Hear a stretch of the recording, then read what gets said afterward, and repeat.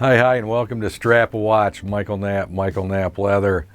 Well, if I'm wearing this shirt, most of you are going to know what it signifies. If you don't, go watch some of my most recent episodes and you're going to learn what it's all about. But yes, it means I've made another leather strap for my newer Rolex Oyster Perpetual, the new OP with the 41 millimeter dial, the turquoise or Tiffany dial.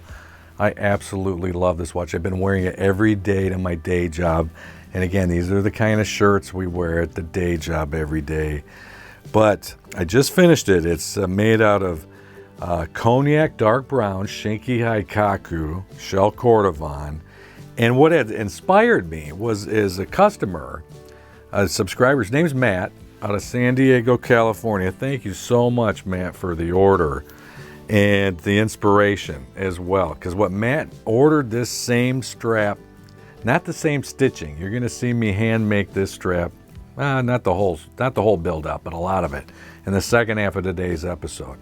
But Matt bought this strap to give to his father-in-law and had it custom made for his father-in-law, Dave. So Dave, this is going for your Patek Philippe Calatrava. And it's, like I said, Cognac dark brown, Shinki Hikaku shell Cordovan. And Matt ordered it to be only 2 millimeters thick, no padding, no pads, and 21 millimeter lug width, tapering down to 16 at the buckle. And I got Dave's wrist size and all that. So I've already shipped it off. I'm not sure if you've received it yet, Matt, but boy, once you give it to Dave and we get it on the watch, hopefully, Dave, you enjoy it, you like it for years to come. If you would, please send me some pictures of it. I'd love to see it on your Calatrava. So I'm going to show in the second half what this watch is actually going for in the gray market now. I'm going to talk about padding because, to be honest with you, I made mine without pads, just like I made for Dave's watch and his strap. But I wish for mine, with this Rolex, I had put in at least 1.5 or if not even 2.5. I get bombarded with emails every day about pads. What are pads? A lot of guys just don't even know because there's a drop-down menu on each of my product pages for each of my straps of pad thickness or no pads. And so a lot of guys just are very confused about it. They don't know what it is. So I'm going to talk about that in the second half of today's show. Stick around. After the intro, we'll get right into it.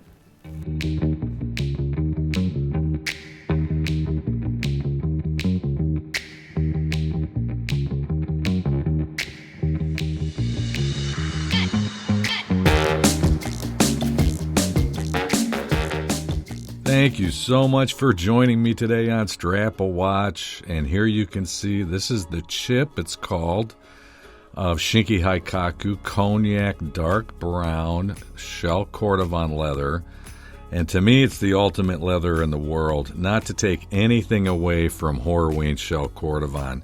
Please don't think I'm doing that. In fact, I've just placed an order directly through the tannery. My guy John up there. John, if you ever watch my show, thank you so much for all the help you've given me in the last week in placing this new order. I've got a chip of black and Horween Cognac dark brown, bourbon tan, and intense blue coming. Those are all very popular strap orders.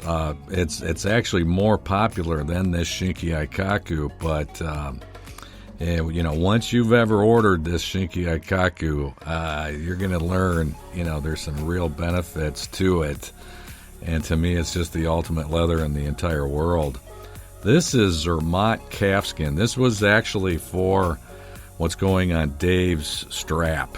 Okay, this isn't the lining that I used on my strap, but because, Matt ordered it for Dave to be only 2 millimeters thick. That's why I also chose this. And here it is from the Haas Tannery in France, the Zermatt calfskin, very high-end calfskin. I absolutely love it. I use it on, I would say, over 90% of the straps that I make today. Sometimes I do use a black box calf, and you'll see on mine at the end, I used a brown leather. But this is what I wanted to show you guys. Get this on the gray market. This is on Chrono24. You saw I just typed in, my watch, and here's how it came up. I mean, $17,999 on the gray market. Unbelievable. And this is it retail. I bought it retail directly through my authorized dealer at $5,900. So pretty fortunate. No, I am not going to sell this watch as long as I live. I absolutely love it. And guys, I've had several offers already on this Silver Snoopy. I can't even tell you. I haven't even gotten the watch. And oh my gosh, I've got a guy who's almost double what I already paid for the watch. And it's a tough call. It's a tough call. I'll tell you another thing I did with my watch. I put it in the time grapher. I hadn't thought about doing it. Then I saw it today and I was like, man, I haven't timed this watch. And check this out. So here it is in the time grapher. You hear it ticking away. -1 second per day. Is that accurate for a mechanical automatic watch or what? I absolutely love it. I am a stickler about accuracy and precision with watches, and I've never been a really complications guy. Just haven't. A date's fine with me. A lot of times it's not even necessary, but that's another bonus of this watch. The same thing with the Milgauss. Not even a date complication. It's just very, to me, traditional, simple. And this is my strap now, and I'm getting ready to hand saddle stitch. So that's that turquoise stitching. Dave, you got yours, and I think it was a dark brown stitching. I can't wait to see it on your Patek. Man, I can't wait. I hope you send me some photos. I'm not sure when Matt's going to be giving it to you. Who knows? Maybe it's Father's Day or a birthday. I don't know when.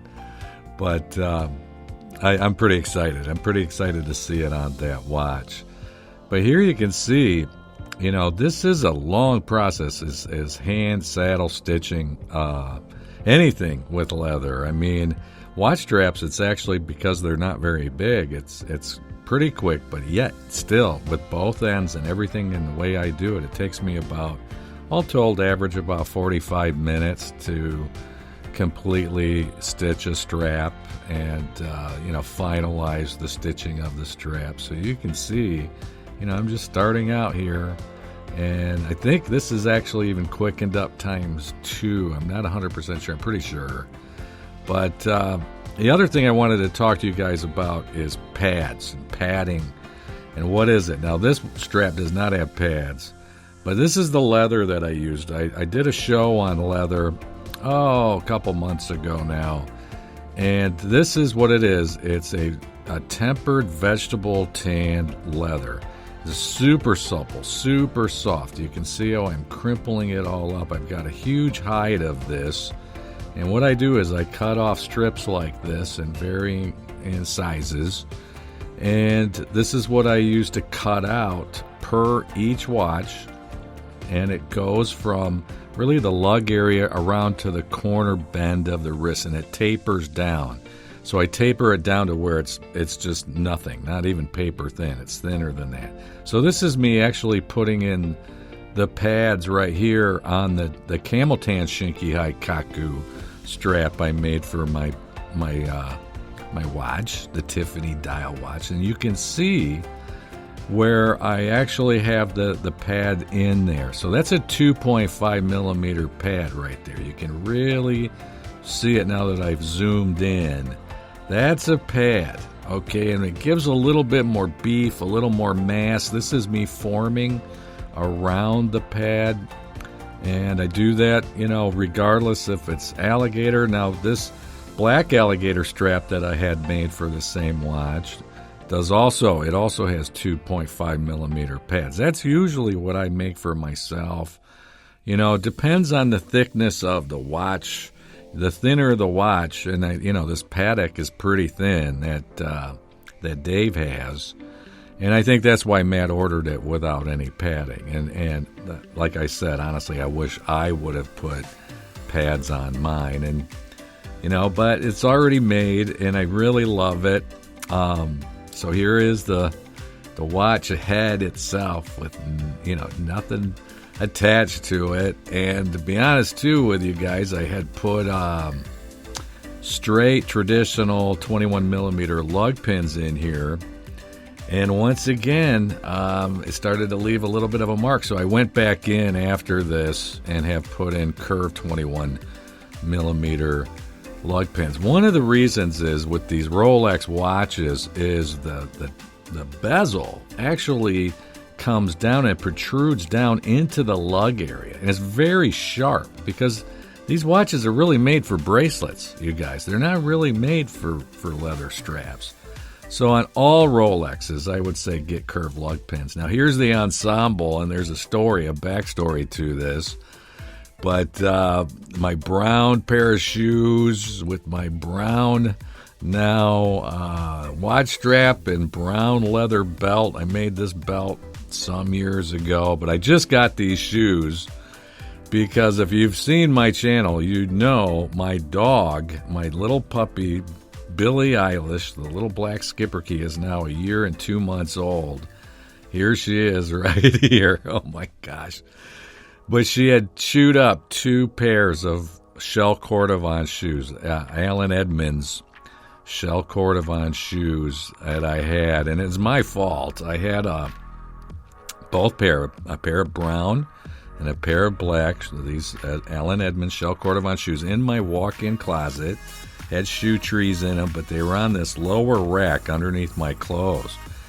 And Billy got in there somehow, and she chewed both left shoes and didn't touch the right shoe at all. But, because they were just toast and unrepairable, and I was so upset, what can you do? I mean, she's a puppy. She's just getting out of the stage of chewing up everything. This is another thing I'm starting to do is date when I've completed the strap. So a lot of guys who've gotten straps recently, I just hand stamp that in. So that's why it's never going to be absolutely perfect, but I think it adds some real unique character, and that way you're going to know when I completed, the day I completed your strap. So pretty cool. And that's why, thanks again, Matt, for the inspiration, because I needed a brown strap, and I will be making a brown alligator eventually. But with this stitching for my new brown shoes and to go with my brown belt for my day job. So I hope you guys liked this show. I sure had a lot of fun with it. God bless you all, and until next time, keep on ticking.